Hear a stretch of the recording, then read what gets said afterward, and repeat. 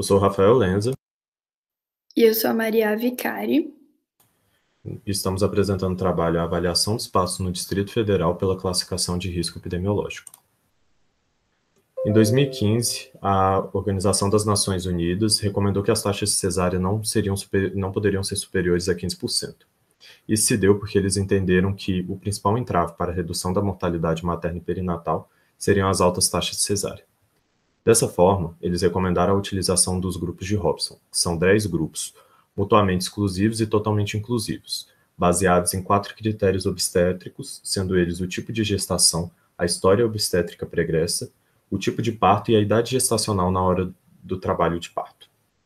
Dessa forma, o objetivo do nosso trabalho é utilizar essa classificação de Hobson para identificar os partos no Distrito Federal e fornecer subsídios para futuras políticas públicas que visem reduzi-las.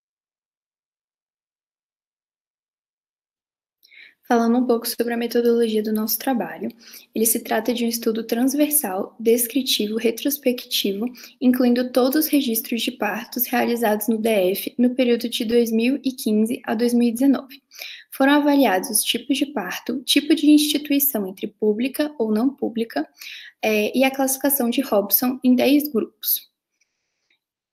Os dados foram retirados do nosso painel de monitoramento de nascidos vivos do Departamento de Informática do Sistema Único de Saúde do Brasil, DataSUS, do Ministério da Saúde.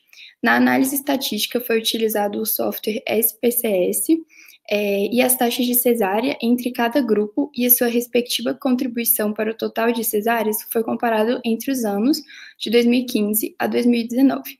Para esse cálculo, foi utilizado o teste de proporção de diferenças, o teste Q-quadrado de Pearson, com risco relativo e intervalo de confiança de 95%.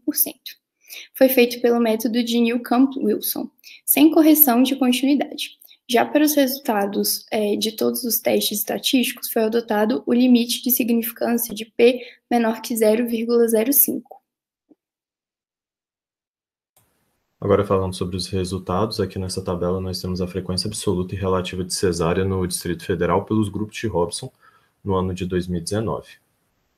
Aqui destacamos os grupos 3 e 5, com os maiores números de partos dentro do grupo no DF, e os grupos 2 e 5, com os grupos com os maiores números de cesárea. Na segunda tabela, falamos da frequência relativa de cesáreas dentro dos grupos de Hobson nos hospitais não públicos e públicos no Distrito Federal no ano de 2019, comparando as porcentagens relativas a cada grupo. Aqui na tabela 3, falamos da frequência de cesárea em cada um dos hospitais públicos da Secretaria de Estado de Saúde do Distrito Federal dentro dos grupos de Hobson no ano de 2019. Destacamos o HMIB com as maiores taxas nos grupos 1, 3, 5 e 10, e o Hospital Regional de Sobradinho com as maiores taxas nos grupos 2 e 4. Nessa tabela, comparamos a frequência de taxas de cesárea no Distrito Federal dentro dos grupos de Hobson entre os anos de 2015 a 2019, mostrando que as taxas pouco mudaram quando não subiram. Então, nós concluímos que em 2019 as taxas de cesárea foram em torno de 50%, valor maior que 3 vezes o recomendado pelo OMS, o que se manteve constante ao longo dos últimos anos, sendo os mais prevalentes os grupos 2 e 5. Comparando os hospitais públicos e os não públicos obtiveram maior risco para cesárea, se fazendo necessárias intervenções.